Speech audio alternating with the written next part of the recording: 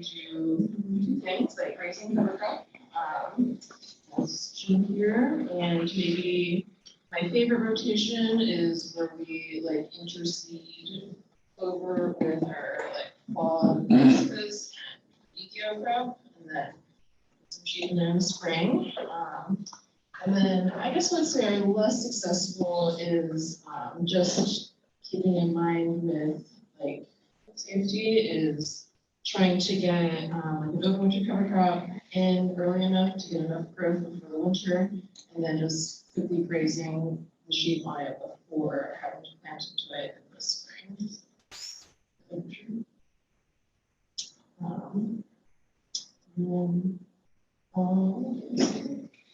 Some videos, but whatever. So the other thing that we also do is like graze the sheep in old brassicas and old cucurbits to clean up before planting into like a winter crop.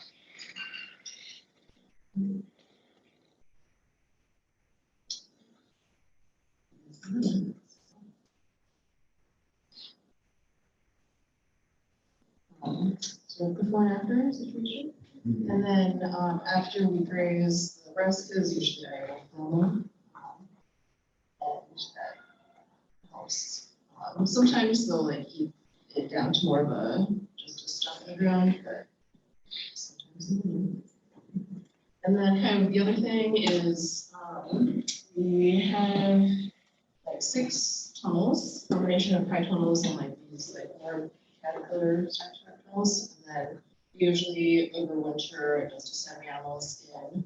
What I feel like is a problematic tunnel. So this one, the dudes are in over winter because we had like a lot of wireworm in our pepper crop this year. That was very noticeable. And yeah, I guess we did this the previous year to really great success and didn't even really apply any fertilizer and just had like more peppers than I have ever had in my life. And then the other one is we also have some retired meat rabbits that are in rabbit trackers that will move into spaces that are a little bit tighter.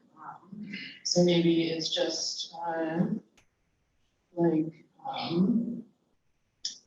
like a cilantro bed or something. I guess we're a pretty small farm, so we don't often, like our biggest blocks are like a brassica block or a cucumber block or like an allium block. But then for like salad and stuff, sometimes if I have time to like actually properly terminate a crop with equipment, and I'll just put a rabbit tractor in there slowly. So.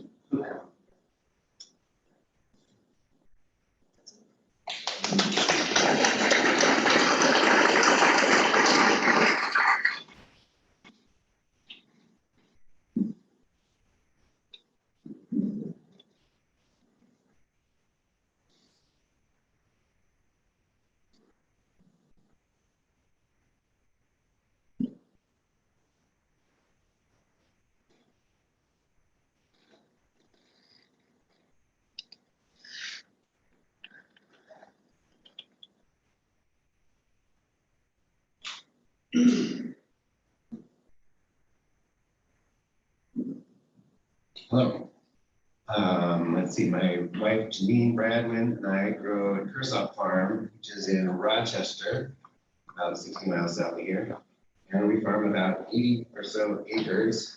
About between 15 and 20 of that at a time is in organic vegetables. And we grow about that same amount of organic grain.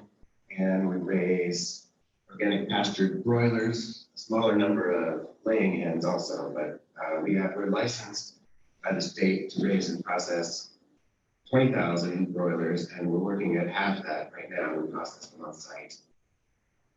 And then we're planning over the next few years with the help of a value-added producer grant, hopefully, to grow into that permit. So we'll be doing about 20,000 broilers a year.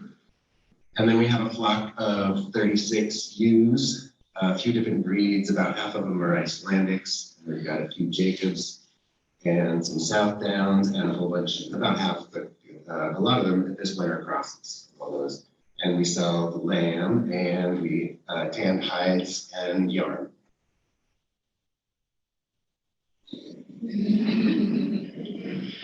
So what we were working on, it always seems like a work in progress. We don't have a set rotation. We're always working on what's going to work best and trying different things. But those 20 acres of vegetables rotate around those 80 or so acres. And for the broilers, what we've been working on the last couple of years, it seems to be working well, is establishing a pasture of about 8 to 10 acres. That's we just use a Northwest pasture mix we got from Valley Ag. It's got some perennial clovers and grasses in it. And we're raising the broilers on that for 2 years. And then going back into, we're still working on whether vegetables or grain is the best crop. You know, it's not the same year. So 2 years of chicken pasture and all the fertility that comes with that. And then the goal is to try to really capture, it's a lot of chicken, which is fabulous fertility. But we're really working on trying to figure out the best rotation and the timing to really capture all that fertility to reduce purchased inputs. The vegetables are the crops that we spend the most money on to fertilize. We use a lot of ironically chicken manure, you know, nutri-rich, which is pelleted chicken poop. So trying to get away from that and utilize more of what's from our own chickens to reduce those inputs. The sheep, we use really like mowers. They graze the chicken pasture before the chickens don't hit that field until, well, the first chicks come at the end of this month. So it'll be towards the end of March. Chickens start hitting that field, and it's better if the pasture is short. So right now it's close to a foot tall. So we're grazing that now to get it low. The chicken tractors move better across it, and the chickens don't need it to be tall. So we use it to mow the chicken pasture, and then we mow a lot of annual cover crops, which is great. Sheep love to eat rye vetch and annual ryegrass and crimson clover and crop residues. And so where normally we might mow a cover crop before tillage for vegetables or grain or whatever's going to happen there, but put the sheep in there instead, and now it's just amazing. We do, they call it management intensive rotational grazing, which means labor intensive. So we move them at least once during the summer, twice a week with the collector net and fencing. And they get between a half to a whole acre at a time. So they really move across the field pretty quickly. And one person's job full time is feeding and watering and moving the chickens, and then moving that fence and moving the sheep. Let's see, what else do you want to know? We do, with all of those things, our marketing is farmers markets, mostly in Seattle, and we've been doing a CSA for a long time. Some amount of wholesale, mostly with the chicken. Actually, we're part of the Puget Sound Food Hub, sell quite a lot of chicken through them. So that gets us access to restaurants and butcher shops and grocery stores in King County. And we get one invoice, we just love that. And they pick up at the farm, which is amazing. No transportation costs for us for the chicken, but we do come from South Thurston County, almost Lewis County, to King County, every Saturday and Sunday year round to farmers markets, and we have vegetables and chicken and pork and lamb and grain, and starting last weekend for the first time, flour. We found someone near us to mill grain for us in the flour, so we're sort of expanding the meat part of our farm and the dry goods department, and actually working to shrink the vegetable acreage for a bunch of reasons, mostly having to do with labor. I'm ready for questions. Colin, you got your other. Yeah, I didn't really set up a presentation of these, but we'll see. Oh yeah, so we have the tans, the hides tanned.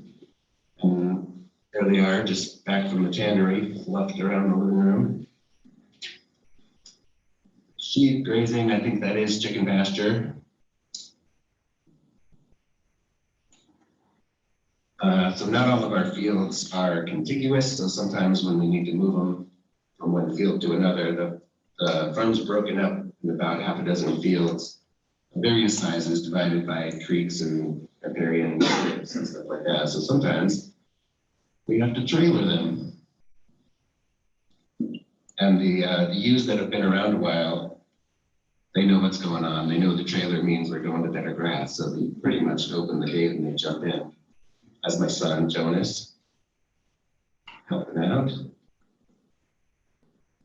You can see in the back there, the shelters that I can't believe we get away with. They're just bent, 1 3/8 chain link top rail and a little black and white silage cover stuff. And they're super lightweight. We have to move them around, usually with a tractor, but not always. We have to put sandbags to weight them down so they don't blow away. And the sheep, I don't understand what they're doing. We give them shelters so they can come in out of the rain, which they do sometimes. Other times you look out, it's dumping rain and they're spread out across the field, face down munching. So I think they use it more for shade in the summer than anything else, which they do need. There's Luke, my trusty assistant, who loves a good sheepskin. And there are the yarns. We just got these back from the spinner. We use a Soundview fiber mill outside of Shelton, and those are just natural colors. We haven't done any dyeing. It's just so nice. Great. And there's Luke again with once in a while there's a bottle lamb. For whatever reason. Mom will take care of it or whatever, and they end up in our kitchen for living in our house for a month or two. And Luke the dog loves a bottle lamb. He just licks them and licks them from nose to tail until they fall asleep. And this is 4 or 5 months later in the summer, and they still know each other quite well.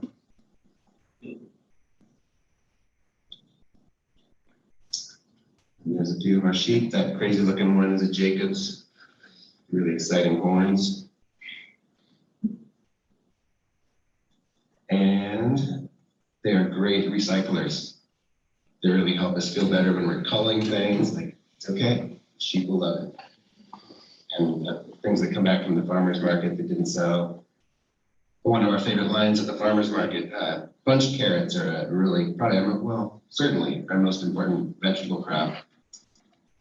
And the bunch, whenever there's a top that could be bunched, we make and sell bunches.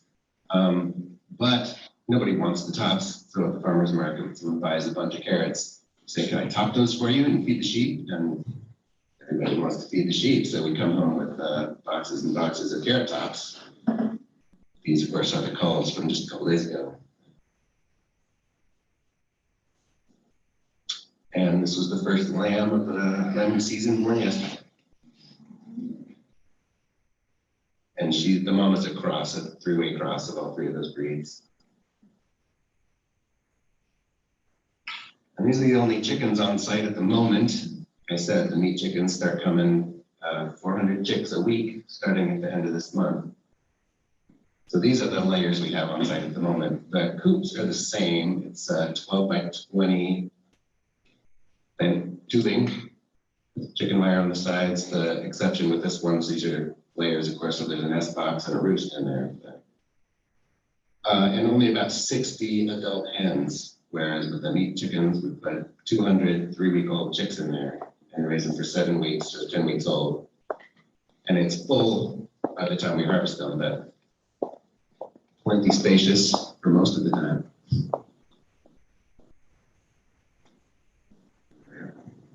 Awesome, thank you. I'm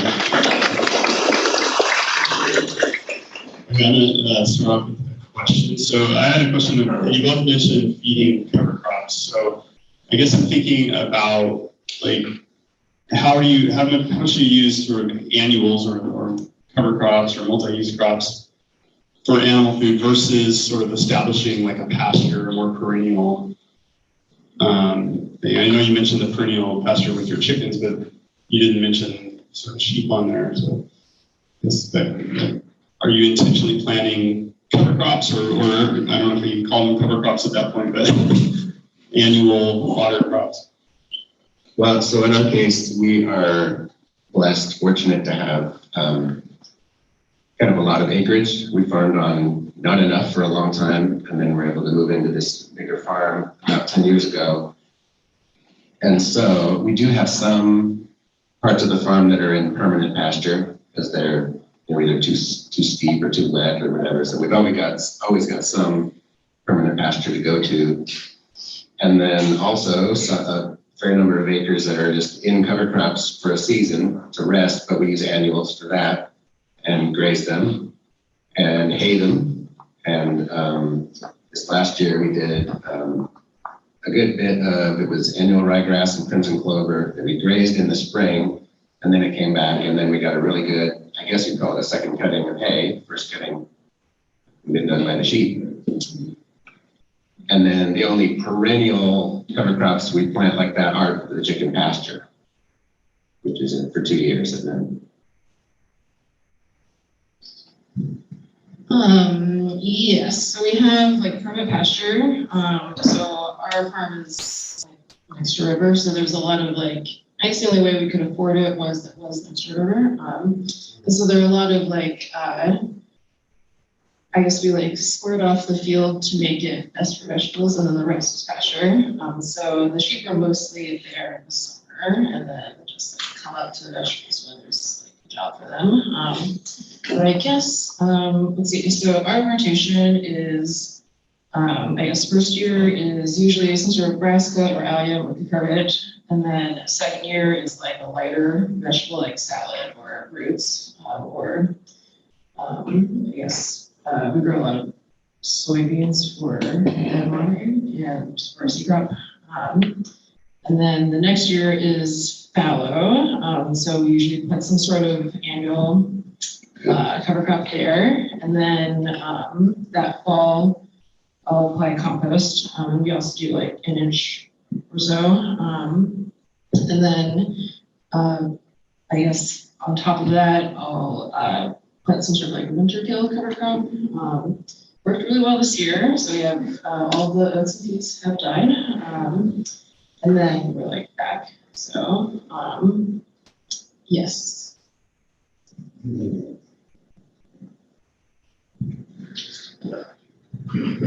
I'm just curious. We actually had problems with relay with clover crops that then we had the sheep come in and graze on all winter. They weren't our sheep, unfortunately, but they had a decreased lambing rate when they fed on the overseeded Persian clover, red clover, and white clover, and then in a field that we were trying to get ready, straight red clover, much decreased rate of twins. Have you guys noticed that with feeding on the clovers, either the perennials or the annuals? I have not. I guess what I understand about like sheep, so we do flush them in the fall before breeding, and that has, I guess we've never not done that. And so that usually our lamb percentages are normal, I guess. Even if they are grazing, we will be flushed with peas, I guess, and just like not even a ton, maybe 1% of their body weight. So. Like dry peas. So I forgot about the flushing part. We try to accomplish flushing by, so that chicken pasture, the chickens are all gone by the end of October, the last batch is processed. And we're irrigating that field all summer long. We keep it, otherwise it goes right dormant. Once the chickens are off and fall rains come, that field, fertility is amazing, and that pasture is just super lush. It's the darkest green patch on the farm, and it coincides pretty well with our Icelandics breed in October. So we put them on there for what we think is flushing, And we think it's been working well. In 2022, we had more triplets than was ideal, really. The triplets you don't always get all three. 2 is perfect. But then last year we had a much reduced, but we blamed it on the bummer new ram that we got. So I'm not sure. Other questions?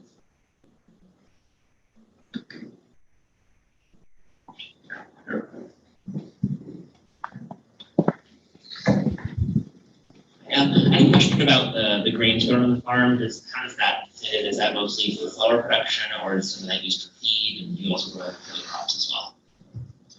We started growing the grain some years ago, mostly as to grow wheat and barley and tried field peas. That didn't work out as well for us, but as we do mill the feed, and so mostly for that, grow a lot of red wheat, mostly for that. We've started as our chicken operation has grown, we don't grow enough grain, so we purchased some organic grain from our feed with a mixed milled pelleted feed from Conway Feed. For about 2/3 of the feed we buy, we grow and mill and mix some of it. And just the last couple of years, we've started to grow some other things intended for humans, so some hulless barleys. And I said the same red wheat that we grow for its high protein is a good, I think it's a WSU production variety called Espresso. Makes great flour and great bread.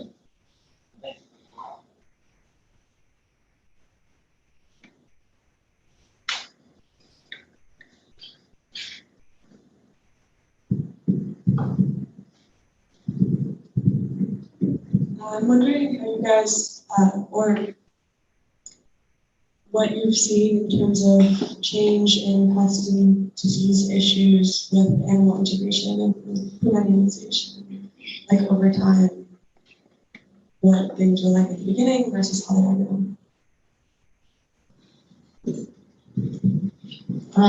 I guess so. I would say this would be our 6th year at our current farm. And I guess maybe probably our biggest issue is we have a lot of wireworm. And yeah, I don't know. I continue to struggle with that. I don't know if the animals have that, I guess. Yeah, I guess I'm also like reaping all of my mistakes from my first 2 seasons. So we do have kind of high like annual root pressure that I really hate, and a little bit, but we've gotten rid of quite a bit of our perennial root pressure at this point. So mixed. Pest-wise, I'm not sure. It seems like we have the same gang of aphids and wireworm that we've always had in the vegetables. Weed-wise, a con for sure that we see is when you leave the soil alone for a season or 2. Even in the grain crops, we're organic, so we're not doing any mechanical cultivation like you can do in the vegetables. So perennial weeds like dock and things like that, if you leave them alone, they're happier.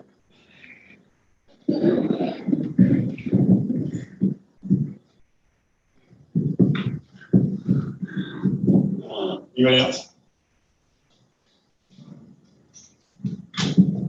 You both talked a bit about the benefits to the subsequent crops, yield of having animals in there, manure, that kind of thing. Do you feel like just in some way that you can't explain or don't understand that for whatever reason having the animal manure and activity maybe has the same, less, or greater benefit than the equivalent of just like fertilizer?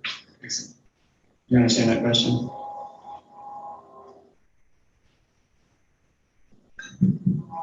Like, what are the benefits of animals versus like fertilizer or? Yeah, specifically on productivity. Yeah, I don't Greater, know. less, or more, not assuming it's better. Right, yeah, I guess, I'm not, well, yeah, I don't really know, but I guess I think,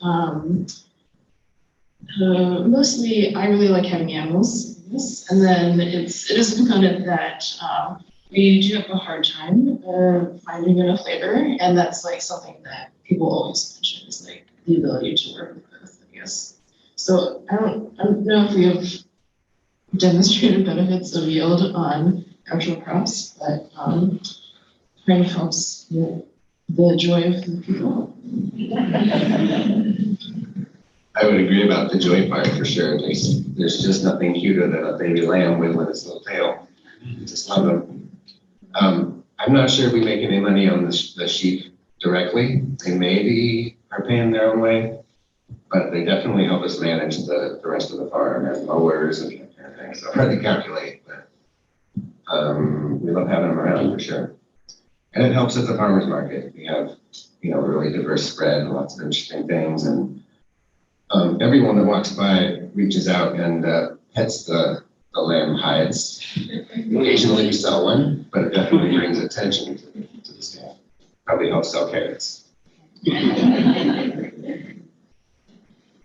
I know, and I know from my own experience and from talking to farmers that vegetable farming can just be a little bit frenetic in the summer.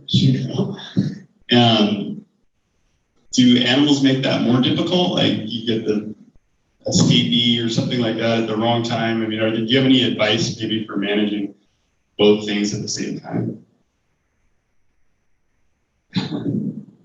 Yes, it is difficult. I would say our farm crew mostly is in the vegetables, but they will help with the fencing. I guess we use a lot of electronet as well. And then I guess scheduling wise, I try to block off half a day for 2 people to move fence each week. And I guess it's just building it into your schedule, I guess. Yeah, but I previously did not do that. I was like, oh, I just do this through chores, and that it works. So.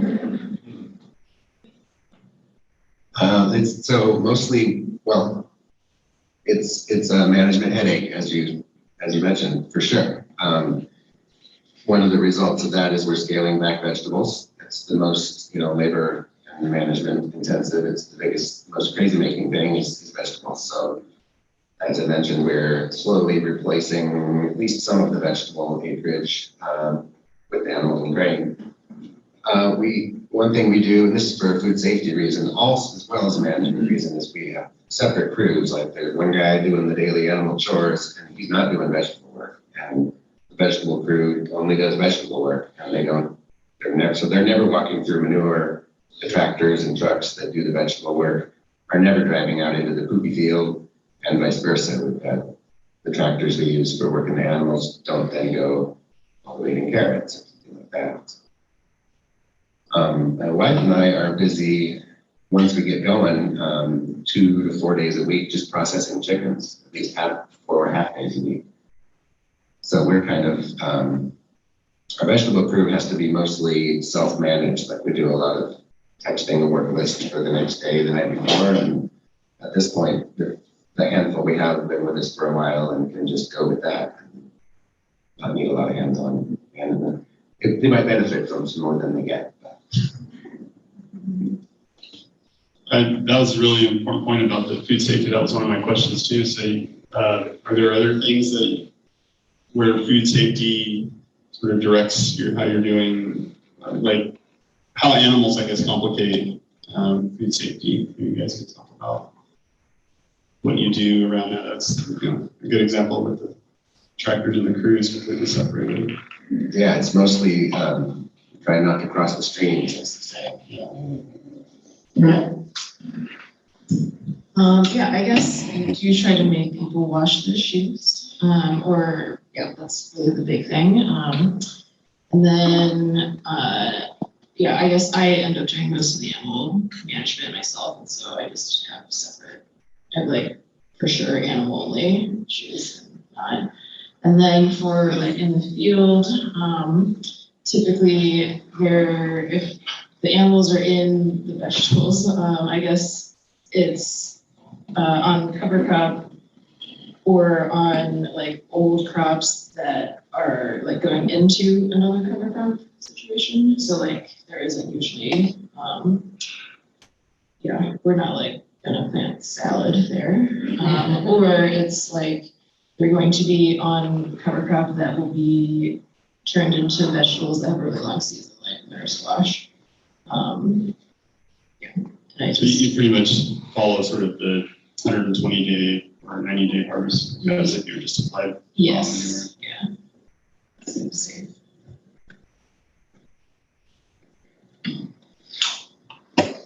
Here we go.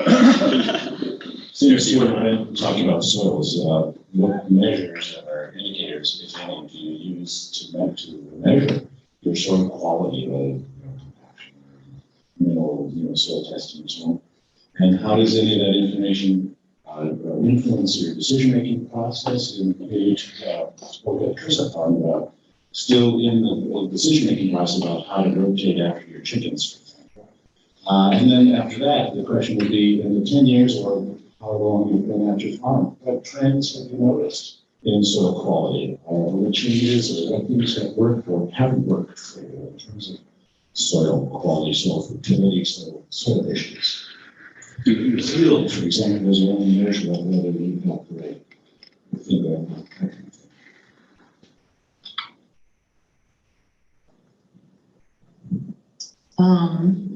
I guess, so where we farm now, used to be like conventional, green bean field for like 30 years. And so we do use a lot of soil tests. And then, I guess in addition to we make a lot of compost.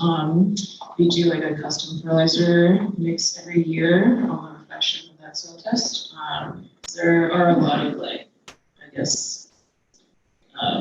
micronutrients, that are lacking. And then also where it's like very sandy. And so the first few years I did utilize a lot of just incorporating cover crop after mowing just to increase organic matter. And that seems to have been reflected by the soil test. I don't know. And then what was the second question? Just trends over the time that you managed, that you noticed.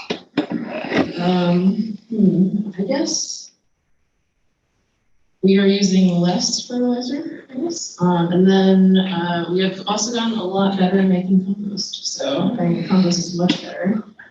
So in the winter, our ewes live in a shelter, and we do like a really deep bedding pack. And then so we'll scrape that in the spring and then apply, mix it up over the summer and then apply it in the fall. It has gone a lot better.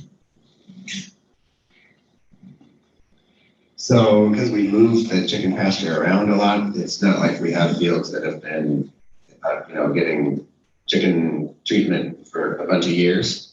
So like the chicken field they're on, we had this last year and this year, it had never had chickens before. So 2 years of chicken and then it'll be a bunch of years before they're back.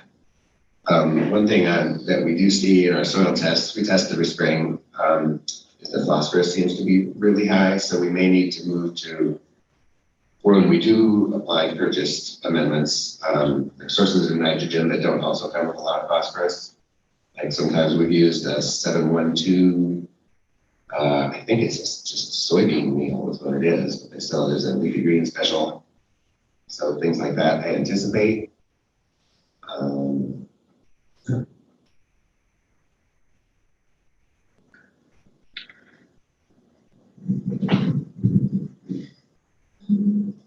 When you apply compost, what is your intention? Is it to build soil organic matter, or do you use it as a specific fertilizer or specific nutrient? In our case, honestly, we have enough rotation and cover cropping going on that mostly what we are applying is animal waste, like from the brooder. We use a lot of wood shavings in the brooder. So and the offal pile from the processing. We apply it to, be on a hay crop or before the grains and things like that, not on the vegetables. So it's really, although it's a valuable resource, it's a product we need to not get rid of because we're putting it to use, but we're not bringing in or making compost to make compost. We have stuff and we have to deal with it. It's kind of an approach. Aside from, we do a lot of transplanted crops, so there's always a little bit of compost going out with the plugs. Similar, so mostly we use it for just organic matter and because we have a lot of it.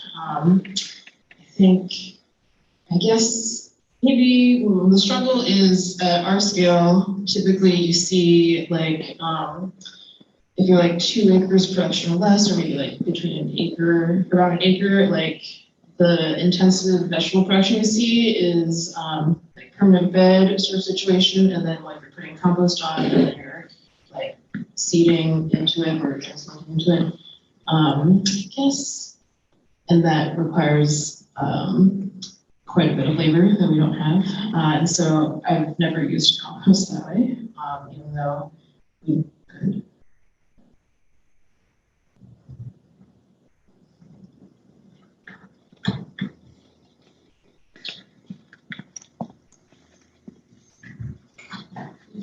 A lot about vegetable production.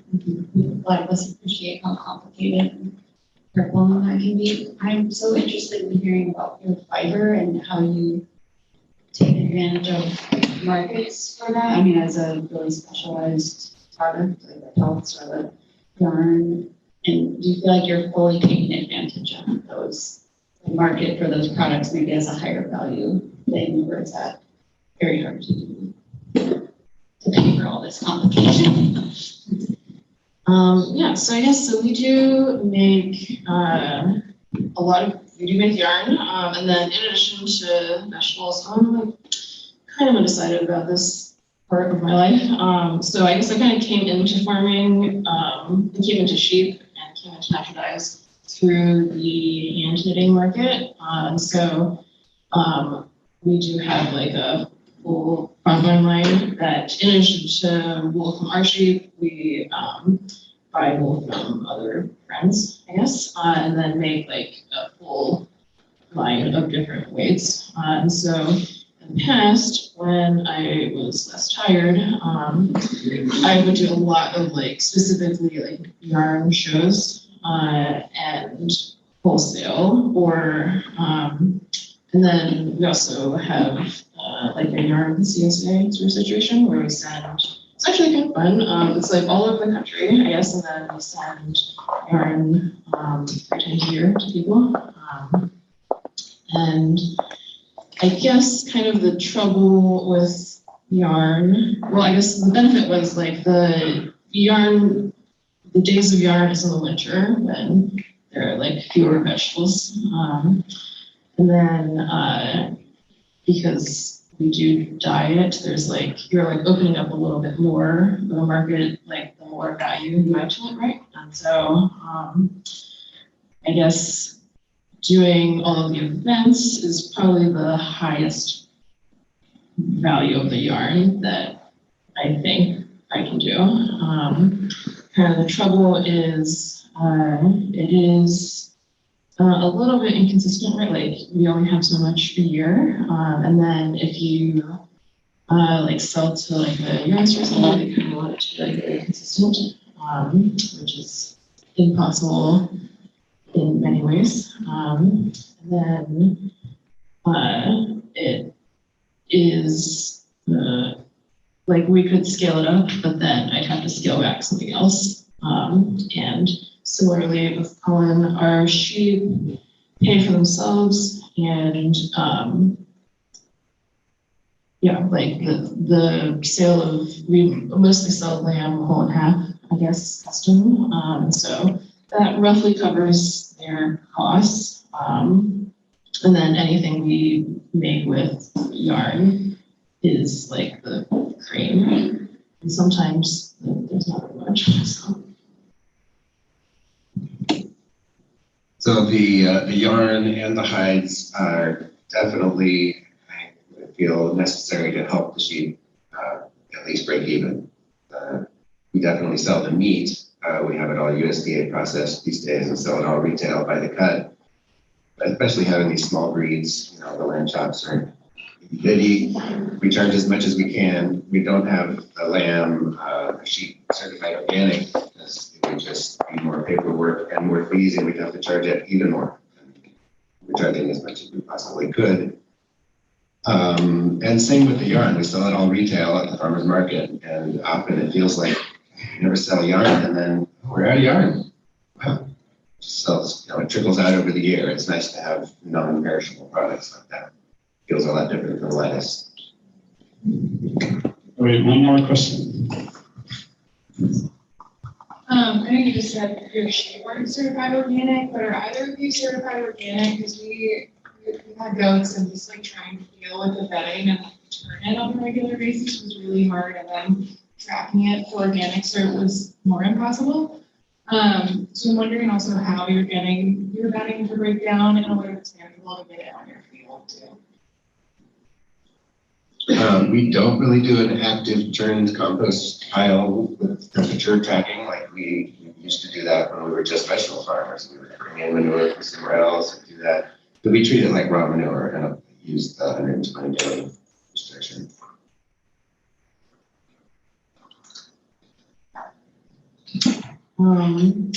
Yeah, I guess similar. So we have like two compost, well, I guess, yeah, about two compost piles. One is always just the bedding. And I guess I turn it in the summer when I think about it. So maybe 2 or 3 times. And then, I don't know, I guess, I feel like I learned this from Doug. Sometimes it's like quite dry, and so I'll be like, put water on it, and that really does help. And then we do have a second pile that's like scraps from like the wash shed. It's also our dead pile, and like we get like a lot of neighbors made a lot of wood chips this past year, and so we just use that as the carbon for our dead pile, I guess. And then every 2 years we'll like incorporate those. There's enough that we'll just spread it separately on the pasture. So there's not any like food questions.